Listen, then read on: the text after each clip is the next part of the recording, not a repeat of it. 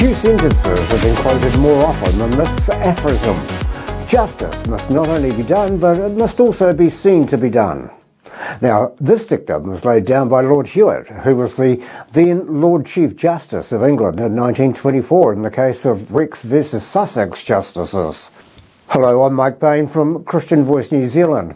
Now, the original case in this instance was between two parties riding motorcycles, one of which collided had a sidecar.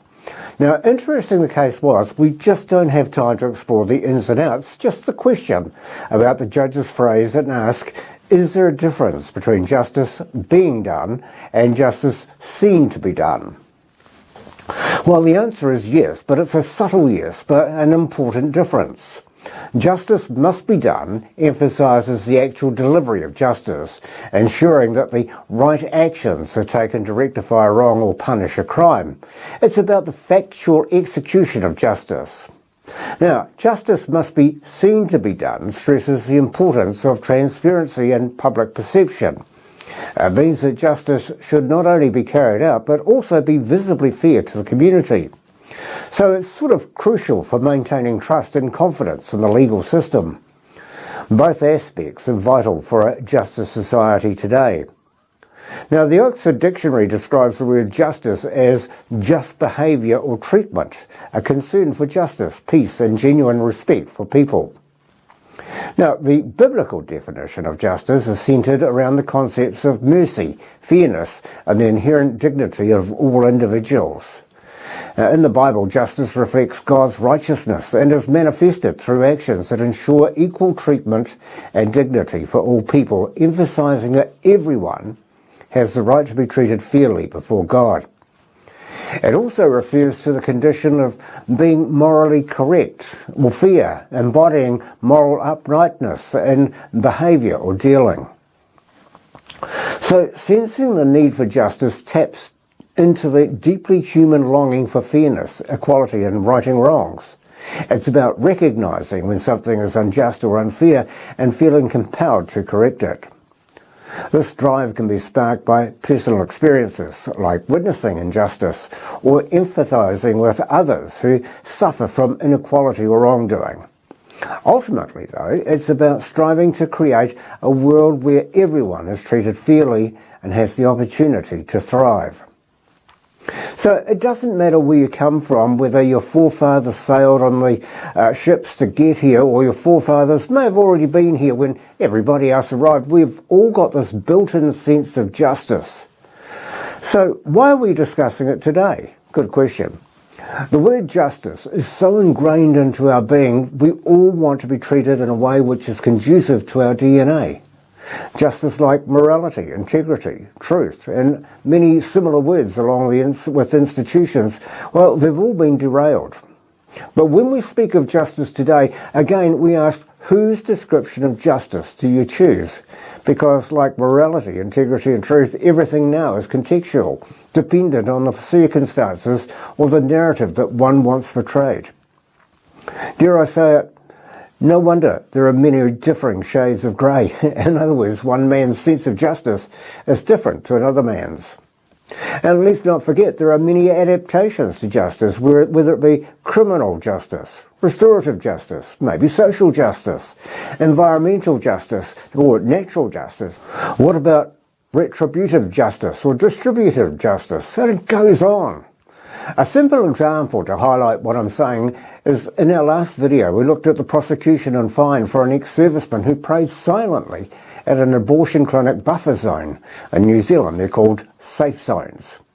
We had plenty to say about the thought crimes, but to those who are pro-abortion, they are probably satisfied with the court's decision and say justice was served and further seen to be done as the man was slapped with a fine exceeding, well, in New Zealand money, $19,000. Once again, one man's justice is not necessarily another man's, as it was pointed out. There's no justice for the excess of 10,500 innocent lives aborted per annum in this country. So an ex-serviceman in the UK gets fined for a silent prayer because he wanted to pray for his aborted son.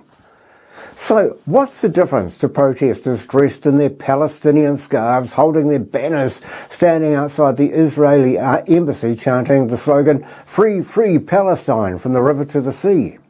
You see, one man's sense of justice is different. While the ex-serviceman was silently praying, thousands around the world are calling for the death of all Jews.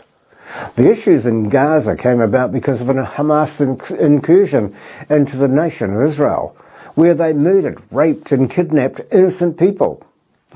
Where's the sense of justice in this act? Well, it came days later from the Israeli Defense Forces. There was a sense of justice in their action, and justice had to be seen being done for the Israeli population and also for the supporters of Hamas. Now, I'm not going to enter into a discussion on the current situation, only to say that the end of that situation lies solely in the hands of Hamas. A couple of other quick examples from New Zealand where justice was done and seemed to be done is the court's rejection of an appeal for the former Greens MP Golriz Ghahraman to have a shoplifting conviction quashed. Justice was done in the conviction and seemed to be done when her appeal was turned down.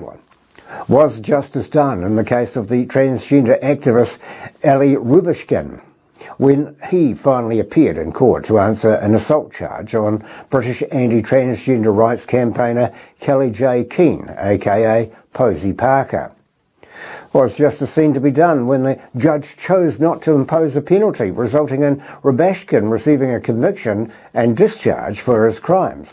I found it interesting that he claimed New Zealand to be his safe place, and also before the court appearance he smugly said, "Only God can judge me." And of that I have no doubt.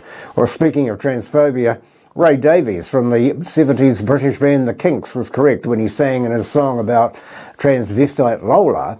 His words were, "It's a mixed up, muddled up, shook up world." Truly is, and justice will be seen to prevail because we live in such an unjust world where everything is all mixed up, muddled up and shook up. No one can be sure of anything these days. Justice may have its variations, truth, gender, even the Bible has too many variations to it, and should I say, straight up and down, now has the kinks in it. God created this world. He is a just God, and he sees how the world has been manipulated. I started with a quote from an English judge, Lord Hewitt. He said, "Justice must not only be done, but must also be seen to done." So let me finish with a quote from God's word found in Isaiah 5:20. "Woe to those who call evil good and good evil, who put darkness for light and light for darkness, who put bitter for sweet and sweet for bitter."